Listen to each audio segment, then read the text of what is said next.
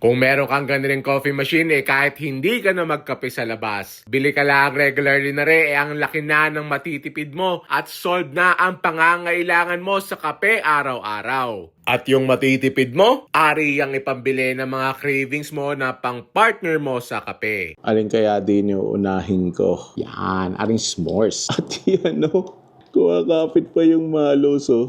First bite, thank you Lord. Wow, yung labas, crispy and crumbly, tapos yung loob, napaka-moist. Chinek ko sa page nila, ginagamit talaga nila high quality na ingredients. And it shows. Tapos yung tamis, bagay na bagay sa Amerikano.